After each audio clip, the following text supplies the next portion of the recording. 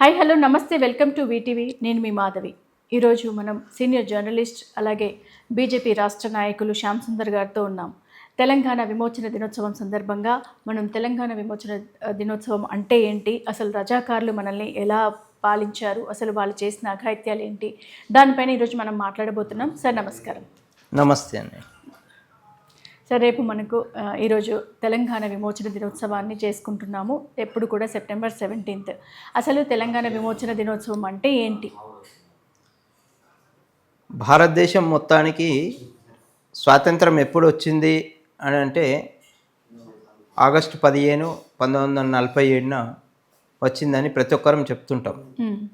కానీ హైదరాబాద్ స్టేట్, హైదరాబాద్ సంస్థానం ఏదైతే ఉందో ఆ సంస్థానంలో ఉన్న ప్రజలకు మాత్రం 48 సెప్టెంబర్ 17న స్వాతంత్రం వచ్చింది. దాని కారణంగా అప్పటి నుంచి 1948 సెప్టెంబర్ 17ను తెలంగాణ విమోచన దినోత్సవంగా నిర్వహించడం జరుగుతుంది. ఉత్సవాలు జరగడం జరుగుతుంది. ఎంతోమంది త్యాగాల ఫలితంగా నిజాం ప్రభుత్వానికి, రజాకారులకు వ్యతిరేకంగా జరిగినటువంటి పోరాటంలో అసువులు బాసారు. మహిళలు చిత్రహింసలకు గురయ్యారు, అత్యాచారాలకు గురయ్యారు. నగ్నంగా బతుకమ్మలు ఆడించిన సందర్భం ఉంది. నిజాం సైన్యమైనటువంటి రజాకారులు, మతోన్మాద రజాకారులు తెలంగాణ ఆడపడుచులపైన, అంటే తెలంగాణ అప్పుడు తెలంగాణ అని కాదు, హైదరాబాద్ స్టేట్ అంటే హైదరాబాద్ సంస్థానం అంటే ఈ హైదరాబాద్ ప్రాంతము ప్లస్ ప్రస్తుత కర్ణాటకలోని బీదర్, నాందేడ్ లాంటి ప్రాంతాలు, మహారాష్ట్రలోని మరఠ్వాడ, నాందేడ్ మరఠ్వాడ లాంటి ప్రాంతాలు, ఈ మూడింటిని కలిపి హైదరాబాద్ సంస్థానం అనేవాళ్ళు అప్పుడు. ఇది నిజాం యొక్క ఆధీనంలో సంస్థానంగా ఉండేది. సో భారతదేశానికి స్వాతంత్రం వచ్చిన తర్వాత నిజాం భారత ప్రభుత్వానికి వ్యతిరేకంగా మారి మేము అటు పాకిస్తాన్లో కలవము, ఇటు భారతదేశంలో కలవము, మేము స్వతంత్రంగా ఉంటాం అని చెప్పేసి ఒక స్వతంత్ర రాజుగా ప్రకటించుకున్నాడు. దురదృష్టవశాత్తు భారత ప్రధానమంత్రి నెహ్రూ గారు ఈ హైదరాబాద్ సంస్థానం యొక్క సమస్య నేను పరిష్కరిస్తా అని తీసుకున్నారు. వాస్తవానికి సర్దార్ వల్లభాయ్ పటేల్ గారు అప్పుడున్నటువంటి సంస్థానాలు 500 పైగా సంస్థానాలని విలీనం చేశారు ఆయన విజయవంతంగా, ఎలాంటి ఇబ్బందులు లేకుండా. అయితే ఒక జునాగఢ్, హైదరాబాద్ సంస్థానము ప్లస్ కాశ్మీర్, ఈ మూడింటిని నేను నిర్వహిస్తాను అని చెప్పేసి, నేను టేకప్ చేస్తాను అని నెహ్రూ గారు అనడంతో నెహ్రూ గారికి వదిలేయడం జరిగింది. ఆ నెహ్రూ గారి వైఫల్యం కారణంగా భారతదేశం ఇప్పటికీ చాలా సమస్యలను ఎదుర్కొంటారు. సో అందులో భాగంగానే తెలంగాణ ప్రజలు నిజాం నిరంకుశ పాలనలో ఉండాల్సి వచ్చింది. ప్లస్ నిజాం నిరంకుశ పాలన కారణంగా ఎంతోమంది అసువులు బాయాల్సి వచ్చింది, చిత్రహింసలకు గురి కావాల్సి వచ్చింది. సో ఆ సమయం లోపల 48లో సెప్టెంబర్ 15న సర్దార్ వల్లభాయ్ పటేల్ గారు ఆపరేషన్ పోలో, సెప్టెంబర్ 12 4 days లోపల సెప్టెంబర్ 13th ఆపరేషన్ పోలో అనేది, అంటే పోలీస్ యాక్షన్ అంటాం దీన్ని కూడా. సో ఆ పోలీస్ యాక్షన్ చేపట్టడం వల్ల భారత సైన్యం మన హైదరాబాద్ సంస్థానంలోకి అడుగుపెట్టి ఎటు కదలకుండా చేయడంతో నిజాం భారత సైన్యం ముందు లొంగిపోవలసిన పరిస్థితి వచ్చింది. సర్దార్ వల్లభాయ్ పటేల్ ముందు శిరస్సు వంచి తాను లొంగిపోతున్నట్టుగా నిజాం ప్రకటించడం జరిగింది. అప్పుడు రజాకార్ల నాయకుడైనటువంటి కాసిం రజ్వీ ఆయనను కూడా, ఆయన పారిపోయే ప్రయత్నం చేస్తే కూడా ఉరి తీయడం జరిగింది. ఈ రకంగా భారతదేశం మొత్తం స్వాతంత్రం 1947 ఆగస్టు 15న వస్తే, ఈ హైదరాబాద్ సంస్థానంలో ఉన్నటువంటి ప్రజానీకం మొత్తానికి కూడా 1948 సెప్టెంబర్ 17న స్వాతంత్రం రావడం జరిగింది. దీనికి చాలా కారణాలు ఉన్నాయి. నెహ్రూ గారు తన చేతుల్లోకి తీసుకున్నటువంటి 3 సంస్థానాల్లో కూడా సమస్యలు వచ్చినాయి. అదే వల్లభాయ్ పటేల్ గారు టేకప్ చేసినటువంటి అన్ని సంస్థానాలు శాంతియుతంగా భారతదేశంలో విలీనమై భారత ప్రభుత్వంతో మేము కలిసి పనిచేస్తామని చెప్పగా కాశ్మీరు ఏదైతే ఉందో కాశ్మీర్ కూడా తిరగబడింది నెహ్రూ గారి కారణంగా. ఇటు నిజాం తిరగబడ్డాడు, అటు జునాగఢ్ను నయానో భయానో ఒప్పించేసి మళ్ళీ భారతదేశంలో విలీనం చేయడం జరిగింది. కానీ నిజాం మాత్రం నేను ఐక్యరాజ్య సమితికి వెళ్తాను, పాకిస్తాన్కు సపోర్ట్ చెయ్యము, భారత్లో కలవము అని చెప్పేసి ఇలాంటి విషయాలు వచ్చినప్పుడు నెహ్రూ గారు కూడా అదిగో భయపడిపోయారు. సమర్థ నాయకుడు ఎప్పుడైనా సమస్య వచ్చినప్పుడు భయపడకూడదు. అదే సర్దార్ వల్లభాయ్ పటేల్ లాగా ఉక్కు మనిషి అని మనం పిలుస్తుంటాం ఆయనని. ఆ ఉక్కు మనిషి కారణంగానే ఈరోజు తెలంగాణ ప్రజలు స్వేచ్ఛా వాయువులు పీలుస్తున్నారు. ఆ రకంగా రజాకారులు ఇక్కడ చేసినటువంటి దురాగతాలు చరిత్రలో చెప్పడానికి అనవి కానివి. ఆ సందర్భంగా చాలా రకాల రాజకీయాలు ఇక్కడ మన భారతదేశంలో జరిగాయి. నెహ్రూ నిజాంకు అనుకూలంగా ఉండడం ఒకటైతే, ఒక రకంగా నిజాంకు సపోర్ట్ చేసినట్టే పరోక్షంగా. ఎందుకంటే భారతదేశంలో విలీనం కాము, మేము ఐక్యరాజ్య సమితికి వెళ్తాం అన్నా కానీ నెహ్రూ గారు పోలీస్ యాక్షన్కు ముందుకు రాలేదు ముందు. సో ఆ సందర్భంలో సర్దార్ వల్లభాయ్ పటేల్ గారు పోలీస్ యాక్షన్ చేసి ఆపరేషన్ పోలో చేపట్టి నిజాం మెడల్ వంచాల్సి వచ్చింది బలవంతంగా. సో ఆ సందర్భంగా చాలా రకాలుగా ఇప్పుడు ఒక రకంగా చెప్పాలంటేనంటే అప్పుడు కమ్యూనిస్టు పార్టీ కూడా కొన్ని రాజకీయాలు చేసింది. తెలంగాణ ప్రజలకు కమ్యూనిస్టు పార్టీ కూడా చాలా కంటకంగా మారింది. అంటే మొదట్లో స్వాతంత్రం వచ్చిన తర్వాత ఈ ఈ నిజాం ప్రాంతాన్ని ఏదైతే ఉందో హైదరాబాద్ స్టేట్ని రిపబ్లిక్ ఆఫ్ కమ్యూనిస్ట్ లాగా చేద్దాము అనే కుట్ర కూడా చేశారు కమ్యూనిస్టులు. సాయుధ పోరాటం పేరుతోని నిజాంకు వ్యతిరేకంగా చేశాము పోరాటం అని చెప్తారు, కానీ వాస్తవానికి సాయుధ పోరాటంలో జరుగుతుండగానే అంతర్జాతీయంగా కమ్యూనిస్టు పార్టీ తీసుకున్నటువంటి నిర్ణయం ఏదైతే ఉందో ఆ నిర్ణయం కూడా ఇక్కడ నిజాం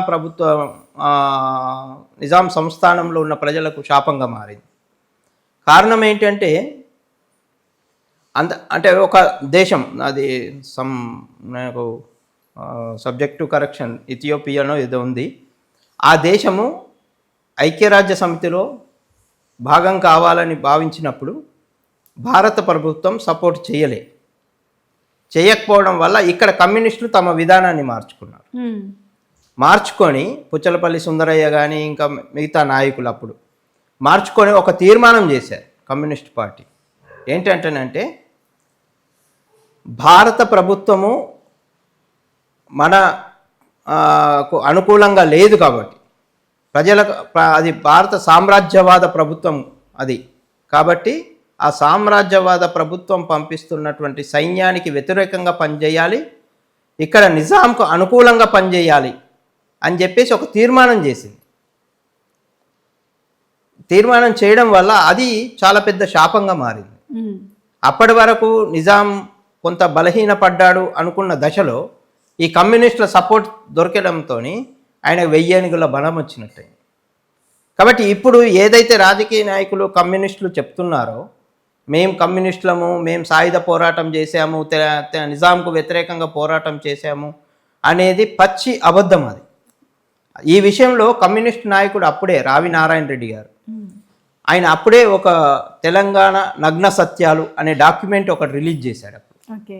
అందులో స్పష్టంగా మెన్షన్ చేసింది ఏంటంటేనంటే ఆంధ్ర నాయకత్వంలోని కమ్యూనిస్ట్ పార్టీ అప్పుడు తీసుకున్నటువంటి ఏదైతే నిర్ణయం ఉందో అది హిమాలయం అంత పెద్ద తప్పు, భారత ప్రభుత్వానికి భారత సైన్యానికి వ్యతిరేకంగా పోరాటం చేయాలా, నిజాంకు అనుకూలంగా మద్దతుగా నిలవాలి అని తీసుకున్నటువంటి నిర్ణయం ఏదైతే ఉందో అది హిమాలయం అంత పెద్ద తప్పు అని చెప్పేసి ప్రకటించారు ఆయన. అది కమ్యూనిస్టులు దాన్ని మరుగున పెట్టేసి మేము నిజాంకు వ్యతిరేకంగా పోరాటం చేశాము, భూస్వామ్య వ్యవస్థకు వ్యతిరేకంగా పోరాటం చేశాము అని చెప్పేసి చెప్తుంటారు. అది శుద్ధ అబద్ధం. అంతేకాకుండా ఇక్కడ అంటే నిజాంను ఆసరాగా చేసుకొని భారత స్వాతంత్రం వచ్చిన తర్వాత ఈ ఈ నిజాం సంస్థానం ఏదైతుందో దాన్ని రిపబ్లిక్ ఆఫ్ కమ్యూనిస్ట్గా మార్చాలనే ప్రయత్నం చేశారు. ఇందులో భాగంగా పుచ్చలపల్లి సుందరయ్య గారు ఇంకా కొంతమంది నాయకులు రష్యా వెళ్ళారు. అప్పుడు స్టాలిన్ను కలిసి మేము ఇట్లా చెయ్యాలనుకుంటున్నాము, మీరు మాకు సపోర్ట్ చెయ్యండి అని చెప్పేసి ఇక్కడి నుంచి వెళ్ళారు అక్కడికి. ఒక బృందం, కమ్యూనిస్ట్ నాయకుల బృందం, రిపబ్లిక్ ఆఫ్ కమ్యూనిస్ట్ చేద్దాం అనుకుంటున్నాము నిజాం సంస్థానాన్ని, కాబట్టి మీ మద్దతు కావాలా మాకు అంటే. ఇక్కడ ఉన్నటువంటి వాతావరణ అవన్నీ సర్దార్ వల్లభాయ్ పటేల్ గారు గ్రహించే వెంటనే ఆపరేషన్ పోలో చేపట్టడం జరిగింది. ఇక్కడ ఉన్నటువంటి పరిస్థితుల్ని గ్రహించి స్టాలిన్ ముందుకు రాలేదు, తను సపోర్ట్ చెయ్యనన్నారు. ఎందుకనంటే అది కుదరని విషయము, అట్లా జరగడం కుదరదు. ఇప్పుడే నిజాం గవర్నమెంట్నే వాళ్ళు కూల్చేయడానికి, వాళ్ళ నిజాంకు వ్యతిరేకంగా అక్కడ స్వాతంత్ర పోరాటం జరుగుతుంది. ఈ దశలోపట రిపబ్లిక్ ఆఫ్ కమ్యూనిస్ట్ అనేది ఏర్పడడం అనేది కష్టం అని చెప్పేసి స్పష్టంగా స్టాలిన్ చెప్పడంతో వాళ్ళు నిరాశతో వెనుదిరిగారు. కాబట్టి ఇట్లా అప్పుడు కూడా స్వాతంత్రం వచ్చిన మొదటి నుంచి కూడా కమ్యూనిస్టులు శిఖండి పాత్రనే పోషించారు. ఒక రకంగా స్పష్టమైన విధానాలు ఉండవు, సమయానుకూలంగా సిద్ధాంతాలని వదిలేయడము, అవి ఇప్పటి వరకు అవి కమ్యూనిస్టు పార్టీలో జరుగుతూనే ఉన్నాయి. ప్రతిదీ తప్పులు చేయడము, దాన్ని చారిత్రక తప్పిదమని ఒక మాస్క్ వేసుకోవడము, దానికి ప్రతిసారి ఎన్నిసార్లు తప్పులు జరిగినా హిస్టారికల్ బ్లండర్ అనేటువంటిది కమ్యూనిస్టుల నోటి నుంచి పదే వచ్చే పదం. అది మాకు కొన్ని హిస్టారికల్ బ్లండర్, ఈ పదం సూటబుల్ ఫర్ కమ్యూనిస్ట్ అనమాట. వాళ్ళు ఒక ఊత పదం లాగా వాడిస్తారు. ఏదైనా తప్పు జరగగానే దట్ ఈస్ హిస్టారికల్ బ్లండర్, ఇది చారిత్రక తప్పిదం అని చెప్పేసి. సో కాబట్టి ఇట్లా వాళ్ళు కూడా ద్వంద్వ వైఖరి అవలంబించడంతో అప్పటి వరకు నిజాం అరాచక రజాకారులతోనే శిక్షలు అనుభవిస్తున్నటువంటి నిజాం సంస్థాన ప్రజలు కమ్యూనిస్టులు సమస్యలు కూడా ఎదుర్కోవాల్సి వచ్చింది. కమ్యూనిస్టులు ఆయుధాలు కూడా ఇచ్చాడు నిజాం వాళ్ళకు. ఎప్పుడైతే నిజాంకు అనుకూలంగా అప్పటి వరకు నిజాం కమ్యూనిస్ట్ పార్టీ మీద, కాంగ్రెస్ పార్టీ మీద నిషేధం విధించారు. అప్పటి వరకు వీళ్ళు ఆంధ్ర మహాసభ పేరు మీద ఉద్యమాలు చేసేవాళ్ళు రహస్యంగా కమ్యూనిస్టులు. సో ఆ తర్వాత ఎప్పుడైతే నిజాం ఉద్యమం ఎప్పుడైతే అనుకూలంగా మారిందో, నిజాంకు అనుకూలంగా కమ్యూనిస్ట్ పార్టీ మారిందో, వెంటనే నిషేధాన్ని ఎత్తేసి కమ్యూనిస్టులకు ఆయుధాలు సప్లై చేశారు నిజాం. సో దానివల్ల ఏమైంది అంటున్నంటే ఇంకా సమస్యలు పెరిగిపోయినాయి. తెలంగాణ ఈ నిజాం సంస్థానంలో ఉన్న ప్రజలకి చాలా నరకాన్ని చూడాల్సి వచ్చింది. ఇది ఈ మధ్య మనకు రజాకర్ సినిమా వచ్చింది. ఆ సినిమాలో మనం స్పష్టంగా చూడగలుగుతాం ఎంతటి దుస్థితిని నిజాం సంస్థానంలో ఉన్నటువంటి అప్పటి సామాన్యులు ఎదుర్కోవాల్సి వచ్చింది. ఏ రకంగా వాళ్ళు పోరాటాలు చేసి ప్రాణాలని బైరాన్పల్లి ఉదంతము, బైరాన్పల్లిలో బహిరంగంగా ఉరిదీయడము, అందరినీ ఇట్లా చాలా అమాయకుల్ని ఉరిదీశారు. కాబట్టి ఉరిదీయడమే కాదు, రకరకాలుగా మహిళలపైన అత్యాచారాలు జరిగినాయి, మహిళలపైన పిల్లల్ని కూడా చంపేశారు అప్పుడు. కాబట్టి ఈ దాన్ని భరించలేక ప్రజలు బయటకు వచ్చేసి తిరుగుబాటు చేశారు నిజాం పైన. అట్లా ఎక్కడ తిరుగుబాటు వచ్చినా అక్కడ నిజాం రజాకారులు వెళ్ళడము, దాన్ని అణచేయడము ఇవి చేశారు. కిరాతకంగా వ్యవహరించారు అన్నట్టు. ఒక రకంగా రాక్షస మనస్తత్వంతో బిహేవ్ చేశారు. మొన్న ఈ మధ్య మనం బంగ్లాదేశ్లో చూసాం. అక్కడ హిందువుల పైన ఎట్లా అరాచకం జరిగింది, ఇప్పటికీ జరుగుతూనే. పశ్చిమ బెంగాల్లో కూడా జరుగుతుంది ఇప్పటికీ. పహల్గామ్లో ఎట్లా మా కులాన్ని అడిగి నీ హిందుత్వమా లేకుంటే హిందువా నువ్వు ముస్లిమా అని అడిగి మరి చిహ్నాలు కూడా చూసి చంపడం అనేది దారుణమైన విషయం. అలాంటి పరిస్థితులే అప్పుడు కూడా జరిగినాయి. అలాంటి పరిస్థితులే కాశ్మీర్లో కూడా జరిగినాయి. మనం కాశ్మీర్ ఫైల్స్ సినిమాలో కూడా చూసాం. కాశ్మీర్లో అయితే చాలా దారుణం. ఒకవేళ నెహ్రూ గారు కనుక first prime minister of India కాకపోయి ఉంటే ఈరోజు పీఓకే అనే పదం అనేది ఉండేది కాదు. సర్దార్ వల్లభాయ్ పటేల్ కనుక ప్రధానమంత్రి అయ్యి ఉంటే, అంటే అప్పటి కాంగ్రెస్లో అత్యున్నతమైనటువంటి నిర్ణాయక మండలిలో 15 మంది ఏమో ఉండేవారు.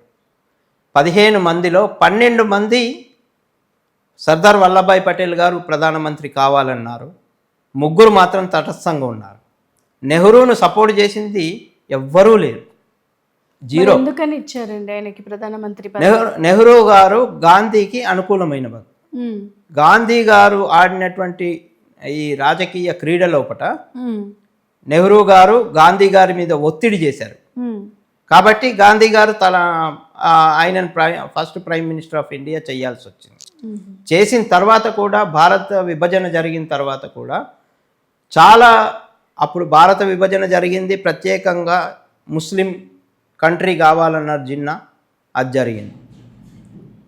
సో అది జరగడంతో అక్కడికి వెళ్ళి కూడా అక్కడ ఉన్నటువంటి హిందువులని చంపేసి, లక్షలాది మందిని చంపి రైళ్లలో కుక్కి పంపించారు శవాలను భారతదేశానికి. ఇదంతా కూడా నెహ్రూ గారి వైఫల్యం. నెహ్రూ గారు చూసి చూడనట్టుండడం, గాంధీ గారు శాంతి జపం చేయడం, మీరు కొట్లాడొద్దు, మీరు ఎదురు తిరగొద్దు, అహింస పరమో ధర్మ అని చెప్పారు. కేవలం హిందువులకు మాత్రమే చెప్పారు. అప్పుడు అహింసో పరమో ధర్మ అని సగం చెప్పారు, ధర్మహింస తదైవచ అని అందులోనే ఉంది. ఇంకోటి అది శ్రీకృష్ణుడు చెప్తాడు, ధర్మం కోసం చేసేటువంటి హింస ధర్మబద్ధమైంది, ధర్మ రక్షణ కోసం చేసేటువంటి హింస ధర్మబద్ధమైంది అనేది మనకు ఎప్పుడు చెప్పలే. అహింసో పరమో ధర్మ, అహింసగా ఉండడం, అహింస పాటించడం అనేదే పరమధర్మం అని మాత్రమే చెప్పారు. కానీ ధర్మహింస తదైవచ అనేది దాంట్లోనే ఉంది, అది చెప్పలేదు మనకి ఎక్కడ చరిత్రలో. కాబట్టి మన చరిత్ర మొత్తం కూడా వక్రీకరణ జరిగింది. ఇప్పుడు కమ్యూనిస్టులు కూడా ఏదైతే చెప్తున్నారో అది కూడా వక్రీకరణ అని వాళ్ళు మొదటి నుంచి కూడా శిఖండి పాత్రనే పోషించారు. ఎప్పుడూ కూడా మన దేశానికి, మన ప్రజాస్వామ్యానికి అనుకూలంగా ఏ రోజు కమ్యూనిస్టులు వ్యవహరించలేదు భారతదేశాన్ని. ఇంత చరిత్ర ఉంది మనకు తెలంగాణ విమోచన దినోత్సవం రావడానికి. సో ఇప్పుడు ముఖ్యంగా సార్, ఇప్పుడు భారత సంస్థానం అలాగే అంటే ఒకప్పుడు నిజాం వాళ్ళకు పాకిస్తాన్ వాళ్ళు నిజాంకి సపోర్ట్ చేసేవాళ్ళు అనేసి వింటున్నాము, అది ఎంతవరకు కరెక్ట్? పాకిస్తాన్ సాయం కోరాడు. ఎప్పుడైతే భారత సైన్యం వస్తుందని తెలిసిందో, భారత సైన్యం రాకుండా, తెలంగాణలోకి రాకుండా కొన్ని బ్రిడ్జులు కూడా కూల్చేశారు. అప్పుడు మహారాష్ట్ర సరిహద్దుల్లో ఉన్నటువంటి బ్రిడ్జులు కూల్చేశారు, అక్కడి నుంచి సైన్యం రాకుండా. అయినా తెలంగాణ ప్రజలు, ఈ నిజాం సంస్థానంలో ఉన్న ప్రజలు సైన్యానికి అండగా నిలబడి వాళ్ళను అవి దాటేలాగా ప్రయత్నం చేశారు. ఎంత అంటే అప్పుడు ఉన్నటువంటి ప్రజల పోరాటము మరపురానిది, మర్చిపోలేనిది, అసలు మర్చిపోలేని విషయం. అట్లా ఆ సమయం లోపల ప్రతి చిన్న పిల్లాడు కూడా పోరాటం చేశారు నిజాం విముక్తి కోసం. కాబట్టి ఇప్పుడు దురదృష్టం ఏంటంటే, నిజాం పాలన నుంచి విముక్తి జరిగిన తర్వాత కూడా విమోచనోత్సవాలు చేయట్లేదు ప్రభుత్వాలు అధికారికంగా, ఎస్పెషల్లీ మన హైదరాబాద్. కానీ మహారాష్ట్ర, కర్ణాటకలో ప్రతి సంవత్సరము 1948 నుంచి 1948 సెప్టెంబర్ 17 ఏదైతే ఉందో దాన్ని ఖచ్చితంగా ఉత్సవాలు చేస్తారు, ఇప్పటికీ చేస్తారు అక్కడ. భారత ప్రభుత్వం ఈ మధ్య తీసుకున్న నిర్ణయం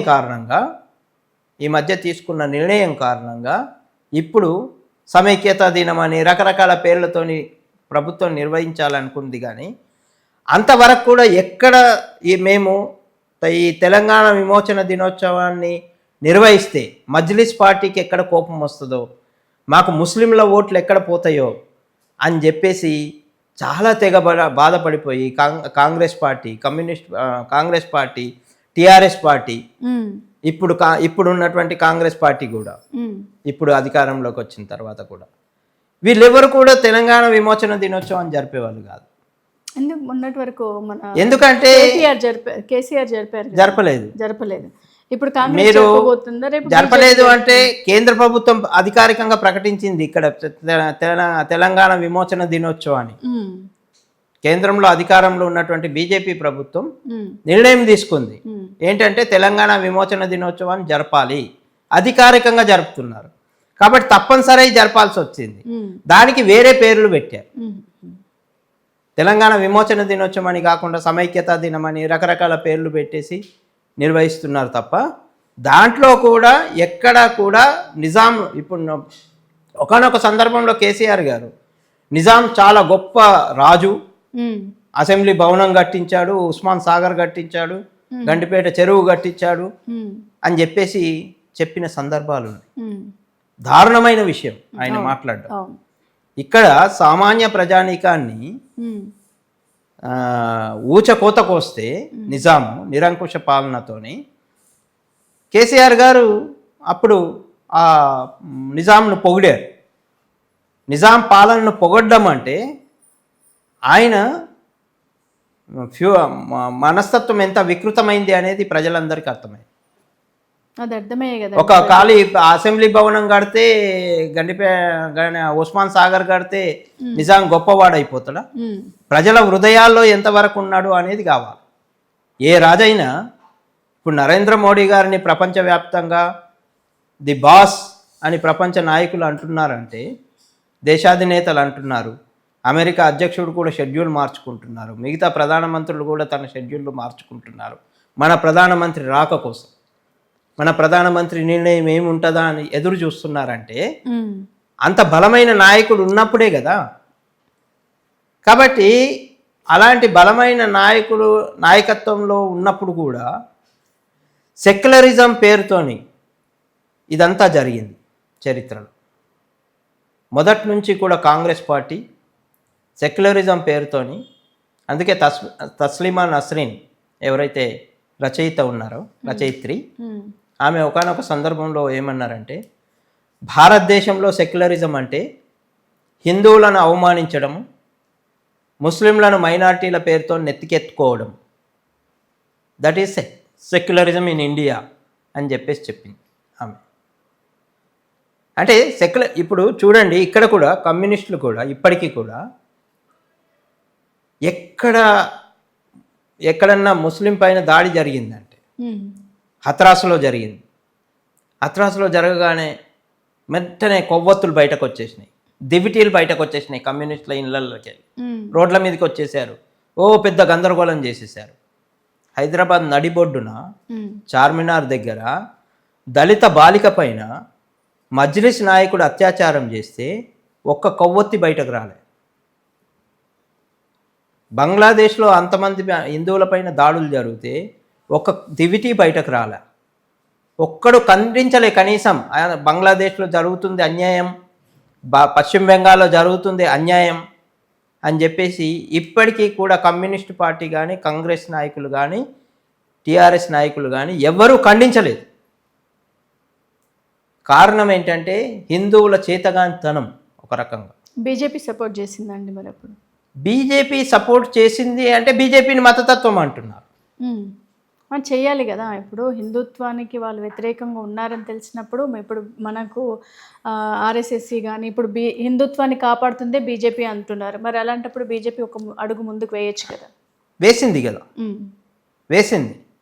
బీజేపీ కనుక లేకపోయి ఉంటే ఇంకా పశ్చిమ బెంగాల్లో అరాచకం అయిపోయేది, ఈ పాటికి ముస్లిం స్టేట్ అయ్యేది. బీజేపీ ఎక్కడికక్కడ అడ్డకట్టలు వేస్తుంది. రెండోది ఏంటంటే, దారుణమైన విషయం ఏంటంటే, మనకు దేశంలో ఇంతమంది విదేశీ అక్రమ చొరబాటుదారులు వచ్చారు. బంగ్లాదేశ్ నుంచి వస్తున్నారు, మయన్మార్ రోహింగ్యాలు వస్తున్నారు మయన్మార్ నుంచి. బంగ్లాదేశ్కి రోహింగ్యాలు మయన్మార్కి చైనా వాకబుల్ డిస్టెన్స్. అక్కడ ఎవ్వడు వెళ్ళడు, వెళ్తే షూట్ చేసి పారేస్తారు, సరిహద్దుల్లోనే షూట్ చేస్తారు. కాబట్టి అక్కడ ఎవ్వడు వెళ్ళడు. చైనా ప్రభుత్వం అక్కడ మసీదులు కూల్చేసింది, ఎవరు ఇస్లాం పాటించొద్దు, బుర్కా పాటించొద్దు అని చెప్పేసి నిషేధాలు పెట్టేసింది చైనా ప్రభుత్వం. కాబట్టి అక్కడ ఎవ్వరు వెళ్ళరు. బీహార్లో ఇప్పుడు ఎస్ఐఆర్ పెట్టారు, ప్రత్యేక సర్వే పెట్టారు. పెట్టగానే వెంటనే విపక్షాలు, కాంగ్రెసు, మిగతా పార్టీలు, ఇండి కూటమి, వీళ్ళందరూ కూడా బయటకు వచ్చేసి అరుస్తున్నారు, గోల చేస్తున్నారు. బీహార్లో ఇన్ని లక్షల మందిని తీసేస్తున్నారని. వాళ్ళంతా ఎవరు? విదేశీ అక్రమ చొరబాటుదారులు. వాళ్ళు వీళ్ళ కోటేస్తున్నారు ఇప్పటివరకు. బీజేపీకి వెయ్యరు వాళ్ళు. వాళ్ళ ఓట్లు పోతున్నాయి. అక్రమ చొరబాటుదారులను ఏ దేశం సహించదు. మనం ఈ మధ్యనే మనము యుఎస్ నుంచి ట్రంప్ తీసుకున్న నిర్ణయాన్ని మనం చూసాం. సంఖ్యలు లేచి పంపించాడు విమానాలు, సంఖ్యలు లేచి పంపించాడు. వాడు ఎంత పెద్దోడైనా కానీ ఏ దేశమైనా అదే చేస్తుంది. ఇప్పుడు నిన్న మొన్న ఇంగ్లాండ్లో కూడా కొన్ని లక్షల మంది బయటకు వచ్చారు. ఇంగ్లాండ్ ఎవరైతే వాస్తవ్యులు ఉన్నారో అక్కడ నివసిస్తున్నారో వాళ్ళ మీద వలస వెళ్ళినటువంటి ఈ ముస్లింలు దాడులు చేస్తున్నారు. ఫ్రాన్స్లో పందుల్ని వెంట పెట్టుకొని తిరుగుతున్న పరిస్థితి. ఎందుకంటే పందులు ఉంటే ముస్లింలు రారు, అటాక్ చెయ్యరు. పందులకి ముస్లింలకు ఉన్న సంబంధం ఏంటి? ఎందుకు అటాక్ చేయరు? అంటే వాళ్ళకు మొదటి నుంచి కూడా పంది అనేది పడదు. సువర్ అంటారు దాన్ని. సో పందుల్ని వెంట పెట్టుకొని తమకు ప్రొటెక్షన్గా, మనం ఇక్కడ కుక్కల్ని పెట్టుకొని పోతాం, కుక్కల్ని మనం ఇంటికి కాపలాగా పెడతాం, అక్కడ వాళ్ళు పందుల్ని పెట్టుకుంటారు ఎవడు ముస్లిం రాకుండా. అంటే దారుణమైన సిచ్యువేషన్ ఏంటంటే అరాచకానికి మారుపేరే ఇస్లాం ఒక రకంగా చెప్పాలంటే. బంగ్లాదేశ్లో జరిగింది అదే, కాశ్మీర్లో జరిగింది అదే, అంతెందుకు మన రాష్ట్రంలో పాత బస్తీలో జరిగింది అదే, బైన్సాలో జరుగుతుంది అదే, ఇప్పటికీ బైన్సాలో జరుగుతుంది అదే. పాత బస్తీలో ఇంతకుముందు హిందువులు ఎంతమంది ఉన్నారు, ఇప్పుడు ఎంతమంది ఉన్నారు? పాకిస్తాన్లో మన హిందువులు ఎంతమంది ఉండిండ్రి? 20% ఉండిండ్రి. ఇప్పుడు 1% కూడా లేరు. 1%. స్వయంగా అక్కడ ఎడ్యుకేషన్ మినిస్టర్గా ఇక్కడ నుంచి ఒక ఆయన నేను ముస్లింలతోనే స్నేహం చేస్తా అని చెప్పేసి జిన్నాతో పాటు పాకిస్తాన్ వెళ్ళాడు. ఆయన పేరు గుర్తుకు రావట్లేదు. పోయి అక్కడ ఎంపీగా పోటీ చేశాడు, హిందువే. పోటీ చేసి ఎంపీగా పోటీ చేశాడు, మినిస్టర్ అయ్యాడు. జిన్నా ఎప్పుడైతే చనిపోయాడో అప్పుడు హిందువులపైన దాడులు మొదలైనవి, ఇంకా ఎక్కువ పెరిగితే నేను ఇంత మంత్రిగా ఉండి కూడా నేనేం చేయలేకుండా పోతున్నానని అప్పుడు ప్రధానమంత్రిని అంటే అతను మీరు కూడా ఇక్కడ ఉండాల్సిన అవసరం లేదని చెప్పాడు. ఎందుకంటే this is Islamic country, Islamic దేశంలో మైనారిటీలకు ఎలాంటి హక్కులు ఉండవు అని స్పష్టంగా అప్పటి ప్రధానమంత్రి చెప్పాడు. ఆయన దయనీయ పరిస్థితుల లోపల పాకిస్తాన్ నుంచి పారిపోయి ఇండియాకు రావాల్సి వచ్చింది. ఎవరైతే నేను ముస్లింలతో స్నేహం చేస్తాను అని చెప్పాడో ఆయన దయనీయ పరిస్థితుల్లో భారతదేశానికి పారిపోయి రావాల్సి వచ్చింది. అంటే భారతదేశంలో సెక్యులరిజం పేరుతోని జరుగుతున్నటువంటి అరాచకాలు ఏవైతే ఉన్నాయో, సెక్యులరిజం అనేది పెట్టిందే ముస్లింలను కాపాడడానికి, హిందువులను అణచివేయడానికి అనే రకంగా తయారైంది. హిందువుగా చెప్తే మతతత్వవాది, అదే ముస్లింగా చెప్తే సెక్యులరిస్ట్. తర్వాత హిందువు నేను నా దేశాన్ని ప్రేమిస్తాను అంటే వాడు మతతత్వవాది. ఈ దేశానికి వ్యతిరేకంగా మాట్లాడితే వాడు సెక్యులరిస్ట్. సర్వమత సమానత్వం అని మాట్లాడేది కేవలం హిందువే.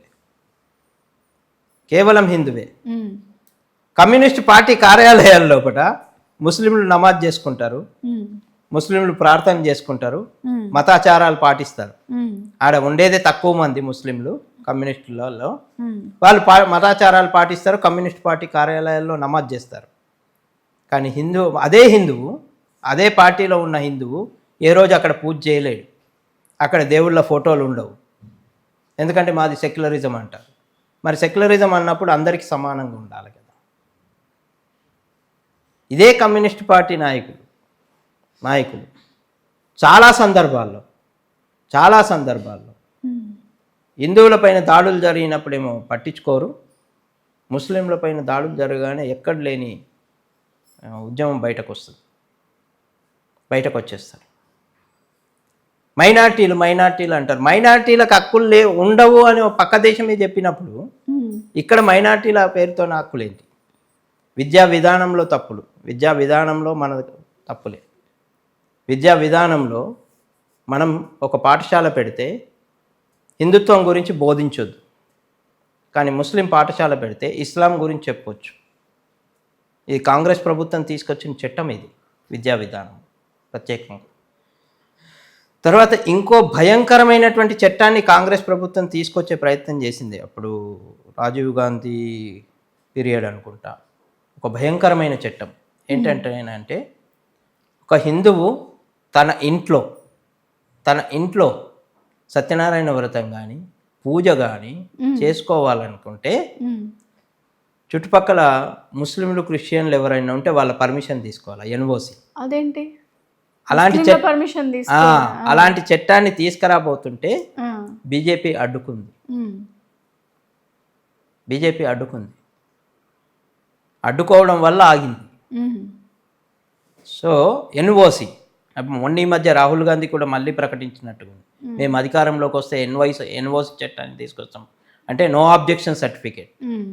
ఇప్పుడు సపోజ్ నా ముందర ముస్లిం ఉన్నాడు, లేకుంటే నా పక్కన క్రిస్టియన్ ఉన్నాడు, వాళ్ళ పర్మిషన్ తీసుకోవాలి రిటర్న్గా. మేము ఇట్లా సత్యనారాయణ వ్రతం చేసుకుంటున్నామండి, మీరు ఇది చేయొద్దు. హిందువు పండుగ జరుపుకోవాలంటే ఆంక్షలు ఎన్నో.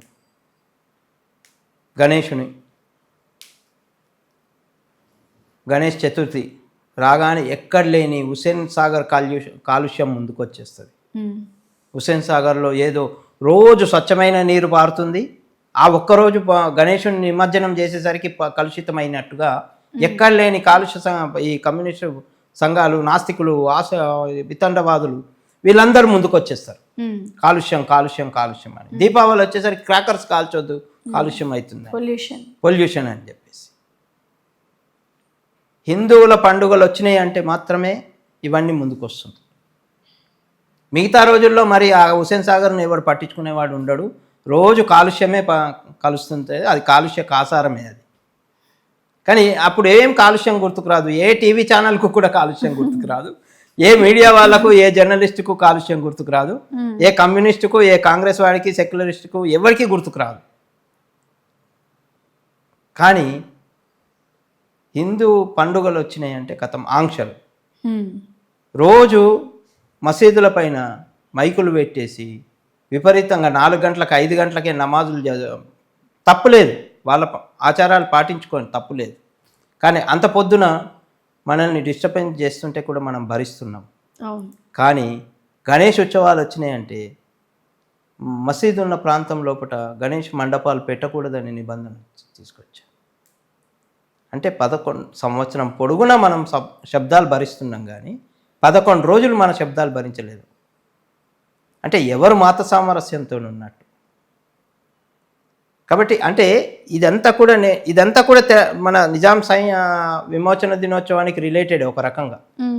అప్పటి నుంచి అది విమోచనం జరిగినప్పటికీ కూడా అప్పటి నుంచి ఈ సెక్యులరిజం పేరుతో జరుగుతున్నటువంటి ఈ అరాచకం ఏదైతుందో, ఇప్పుడు చూడండి ప్రతి ఏరియాలో ఇంటి పన్ను, కరెంటు బిల్లు ఇవేవి కట్టకుండా కనెక్షన్ కట్. అవును, కానీ ముస్లిమ్స్ ఏరియాలో కనీసం కరెంటు బిల్లు అడగడం కాదు కదా, వాళ్ళ బైక్స్ హెల్మెట్స్ ఉండవు, ఏముండవు, ఒక చలాన్ కూడా వాళ్ళని అడిగే ధైర్యం చెయ్యదు. కారణం ఏంటంటే ఎక్కడ మనం గట్టిగా ఉంటే వాళ్ళు మనకు ఓట్లు వేయరేమో. ఓటర్ లిస్ట్ వెరిఫికేషన్ కూడా సరిగ్గా జరగదు. మనం పాత బస్తీలో ఎలక్షన్స్ జరిగినప్పుడు పాత బస్తీకి వెళ్తే చిన్న పిల్లలు ఓట్లు వేస్తారండి. చిన్న పిల్లలు ఓట్లు వేస్తారు, ఓటు హక్కు రాని వాళ్ళంతా కూడా. 9th క్లాస్ 10th క్లాస్ వాడు ఓట్లు వేస్తారు. అడగడానికి వీల్లేదు. అక్కడ పోలీసు వాళ్ళు అడిగితే పోలీసు వాళ్ళ మీద దాడులు చేస్తారు. కరెంటు బిల్లులు కట్టమని కరెంటు వాళ్ళు పోతే వాళ్ళ మీద దాడులు చేస్తారు. కరెంటు కనెక్షన్ కట్ చేస్తే వాళ్ళ మీద దాడులు చేస్తారు. నీటి బిల్లులు వసూలు చేయొద్దు. ఇదంతా కూడా ఓట్ బ్యాంక్ రాజకీయం ఏదైతే చేస్తుందో కాంగ్రెసు, బీఆర్ఎస్, ఈ కమ్యూనిస్టులు వీళ్ళంతా కూడా. మరి కమ్యూనిస్టులు ఏమైనా సాధిస్తున్నారా అంటే అది లేదు. వాళ్ళు ఎప్పటికీ ఒకళ్ళ దగ్గర అడుక్కోవడమే, పరాన్న జీవులుగానే బతుకుతున్నారు కమ్యూనిస్టులు మొదటి నుంచి కూడా. కాబట్టి అంటే విమోచనం జరిగింది, కానీ విమోచనం జరిగిన తర్వాత కూడా భారతదేశానికి స్వాతంత్రం వచ్చిన తర్వాత కూడా ప్రథమ ప్రధాని నెహ్రూ కారణంగా చాలా విషజాడ్యాలు మన దగ్గర భారతదేశాన్ని పట్టి పీడిస్తున్నాయి ఇప్పటికి కూడా. అవి పోవాలి అంటే ఇప్పుడు నరేంద్ర మోడీ గారు లాంటి నాయకత్వం ఇంకా కొంతకాలం ఉండాలి. ఉంటే కానీ భారతదేశం సక్సెస్ఫుల్గా ఇప్పుడు ఏ నిర్ణయం అంతర్జాతీయంగా ఏ నిర్ణయం జరగాలన్నా first prime minister of India Modi ఏమన్నారు, ఆయన ఏమంటారు, ఆయన అభిప్రాయం తెలుసుకోవాల్సి వస్తుంది. అంటే భారతదేశం యొక్క కీర్తి పతాక ఆ విధంగా మోడీ గారి నాయకత్వంలో పెరిగింది. నేను ఒక ఉదాహరణ చెప్తాను. ప్యారిస్లో పర్యావరణ సదస్సు ఒకటి జరిగింది. అప్పుడు ఒబామా అమెరికా అధ్యక్షుడు.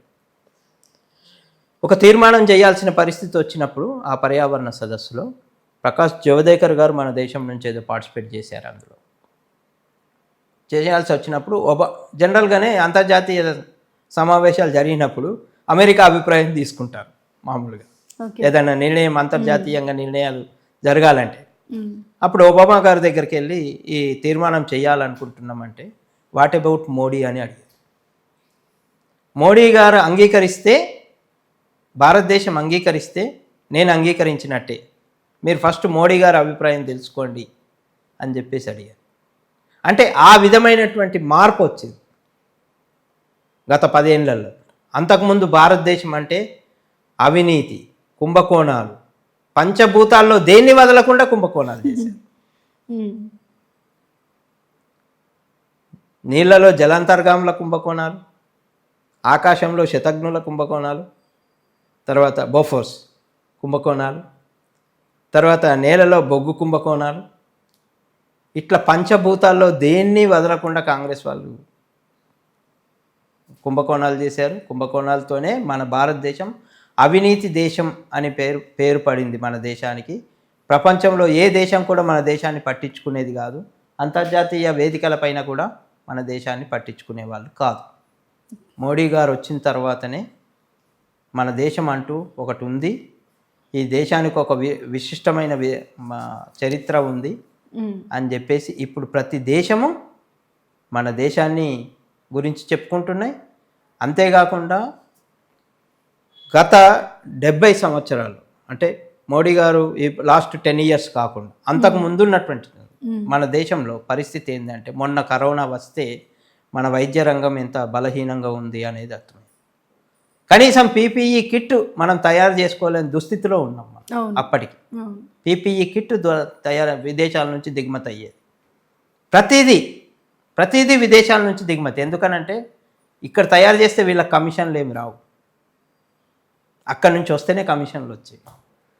అందుకే మోడీ గారు ఎప్పుడైతే ఈ వ్యాక్సిన్ తయారు చేయాలనుకున్నారో కరోనాకి, అప్పుడు విదేశీ శక్తులు ఎన్నో ఒత్తిళ్లు చేసినాయి ఈ విషయంలో.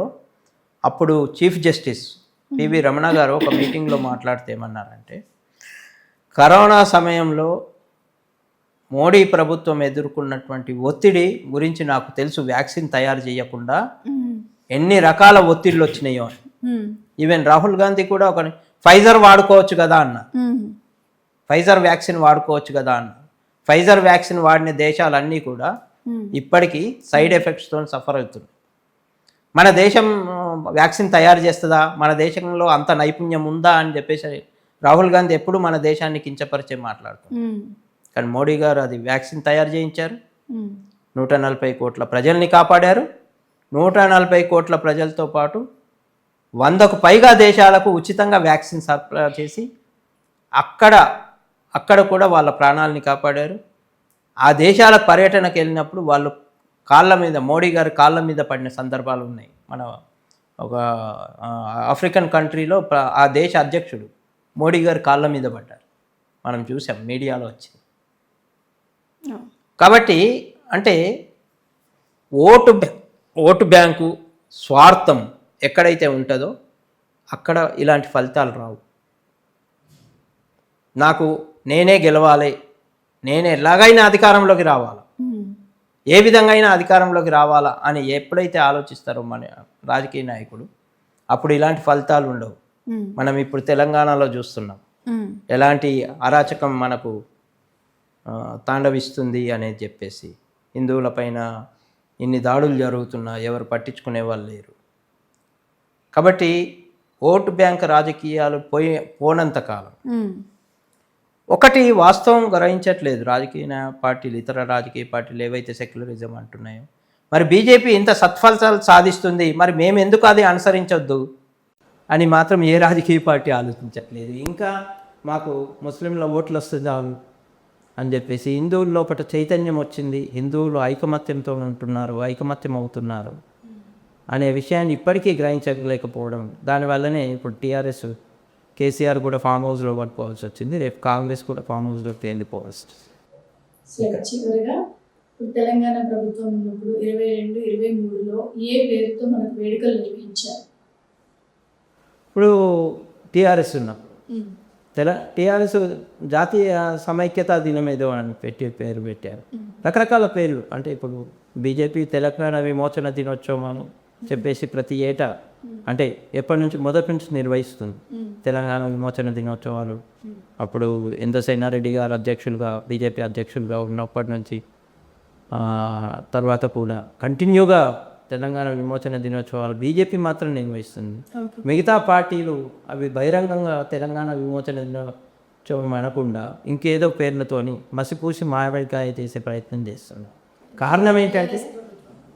కారణం ఏంటంటే ముస్లిం ఓట్లు మజ్లిస్కు కోపం వస్తుందేమో, కోపం వస్తే మేము ఎక్కడ ఓడిపోతామేమో అనే భయం. వాళ్ళ ఓట్లు కాకపోయినా ఓడిచ్చేసారు బీఆర్ఎస్. ఇప్పుడు బీఆర్ఎస్ స్వయంకృత అపరాధం, అది మొత్తం కూడా బీఆర్ఎస్ అవినీతిలో మునిగిపోవడం, మొత్తం కుటుంబ పాలన, 4 స్తంభాల ఆట నడిచింది. కేసీఆర్ గారు, కేటీఆర్ గారు, కవిత, హరీష్ 4 స్తంభాల ఆట నడిచింది. ఏ బయటకు వెళ్ళాలన్నా ఆ 4 చుట్టూ తిరిగిన తర్వాత కేసీఆర్ దగ్గర, మధ్యలో సంతోష్ కుమార్ గారు.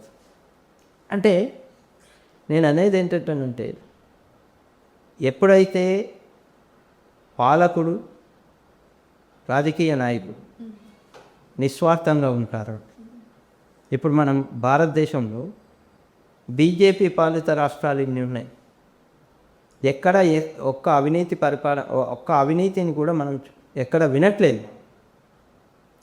ఈవెన్ సర్పంచులు కూడా, బీజేపీ సర్పంచులు కూడా అవినీతికి పాల్పడ్డారు పలానా గ్రామంలో అనేది మనం వినట్లేదు. కేంద్రంలో ఉన్న మంత్రులు కానీ ఇంకెవరిపై, ఈవెన్ రాహుల్ గాంధీ ఒక ఆరోపణ చేశారు మోడీ గారి మీద, అది రాఫెల్ కుంభకోణం. సుప్రీంకోర్టు రాహుల్ గాంధీని తిట్టాల్సి వచ్చింది, ఎక్కడ కుంభకోణం జరగలేదు, నోరు కబడ్దారు అని చెప్పేసి ఆయన క్షమాపణ చెప్పాల్సి వచ్చింది. చౌకీదార్ చోరుపై క్షమాపణ చెప్పాల్సి వచ్చింది. కాబట్టి అంటే అవినీతి మరక లేకుండా పారదర్శకమైనటువంటి పరిపాలన జరిగింది. ఇప్పుడు సైన్యంలో చూసుకుంటే మనం శక్తివంతమైన దేశంగా తయారై, ఆరోగ్యపరంగా చూసుకుంటే మనం ఆయుష్మాన్ భారత్ పేరుతోని నిరుపేదలకు 5 లక్షల బీమా ఇన్సూరెన్స్ ఇస్తున్నారు, హెల్త్ ఇన్సూరెన్స్. అట్లాగే ప్రధానమంత్రి రోజ్గార్ యోజన, ప్రధానమంత్రి ఆవాస్ యోజన, అట్లాగే రకరకాలుగా ఇన్సూరెన్సులు, ప్రధానమంత్రి గ్రామీణ సడక్ యోజన. తర్వాత రోడ్లు మనం చూస్తున్నాం, రోడ్లు అభివృద్ధి చెందుతున్నాయి. రోడ్లు ఏ రకంగా అభివృద్ధి అంటే నిస్వార్థమైనటువంటి నాయకత్వం ఎప్పుడైతే అధికారంలో ఉంటుందో అప్పుడు ఇలాంటివి వెలిగించవచ్చు, ఇలాంటివి మనం అనుభవించవచ్చు. చాలామంది కొన్ని సందర్భాల్లో అంటుంటారు, పెట్రోల్ అక్కడ తగ్గింది, బ్యారెల్ రేట్ తగ్గిపోయినా కానీ మీరు తగ్గించట్లేదు. నీకు తగ్గేది ₹1, ₹2, ₹5. దానివల్ల మనం పెద్ద బిల్డింగ్లు ఏం కట్టాం, కానీ ఆ నెయ్యి ఒక్కొక్క రూపాయి ₹5 దేశ క్షేమానికి ఉపయోగపడుతుంది, దేశం పటిష్టమవుతుంది. కాంగ్రెస్ ఏదైతే భారతదేశాన్ని అప్పుల పాలు చేసిందో ఆ అప్పులన్నీ ఇప్పుడు మోడీ గవర్నమెంట్ తీరుస్తోంది.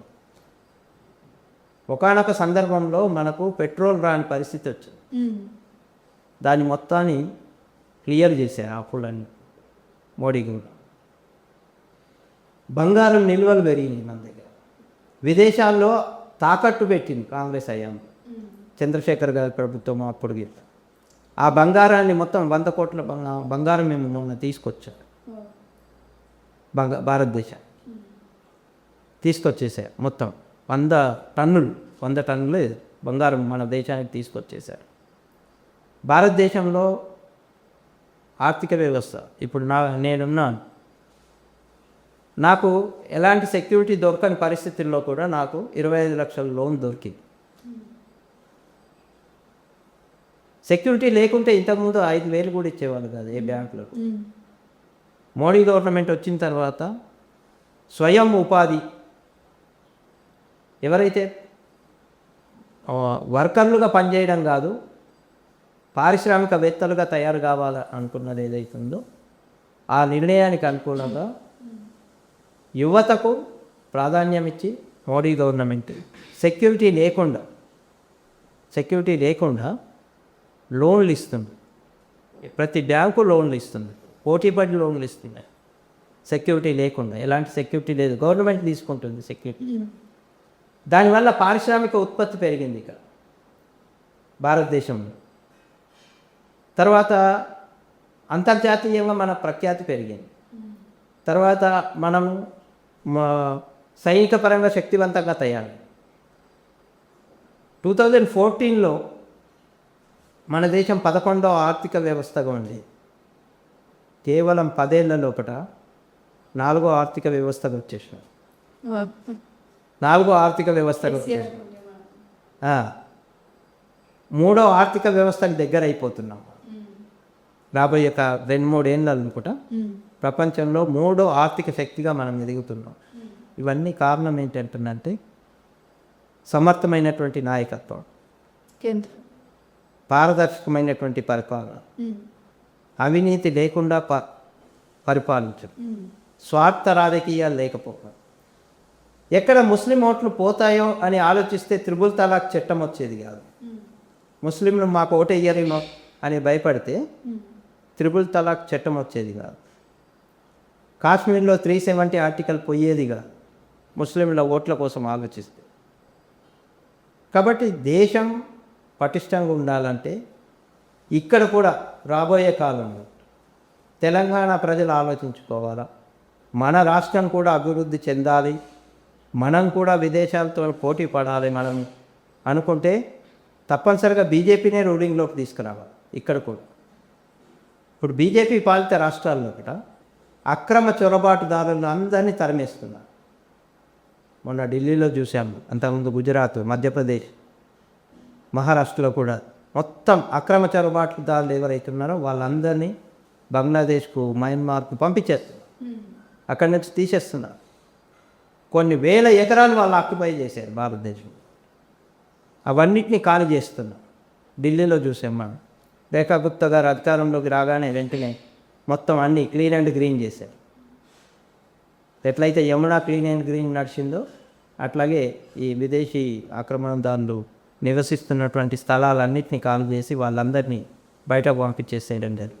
ఇది ఒక్క బీజేపీ పాలిత రాష్ట్రాల్లోనే జరుగుతుంది. కాంగ్రెస్, కమ్యూనిస్టు పాలిత రాష్ట్రాల్లో జరగట్లేదు, కేరళలో జరగట్లేదు, పశ్చిమ బెంగాల్లో జరగట్లేదు, ఇక్కడ జరగట్లేదు. కర్ణాటకలో అయితే దారుణమైన పరిస్థితి ఏందో. కారణం ఏంటంటే ఓట్ బ్యాంక్. మొత్తం నిజాకారుల పాలన అంతా ఇలా చేశారు వాళ్ళు. మన భారతదేశాన్ని ఇలా హింసించారు. నెహ్రూ గారు రావడము, ఆయన ప్రధానమంత్రి అవ్వకుండా ఉన్నట్టే దేశం ఎంత ఉన్నతంగా ఉండేదో చాలా బాగా తెలియజేశారు. అంటే ఇప్పుడు రాబోయే తరాలకి కూడా చాలా మంది కూడా ఈ విషయాలన్నీ తెలియదు. దాని గురించి చాలా క్లియర్గా, చాలా క్లుప్తంగా వివరించారు. ధన్యవాదాలు. నమస్కారం. మీడియా రంగంలో ప్రజల సమస్యలపైన ప్రజల పక్షాన నిలుస్తున్నటువంటి వీటీవీ ఛానల్ని అందరం సబ్స్క్రైబ్ చేసుకుందాం, ప్రోత్సహిద్దాం.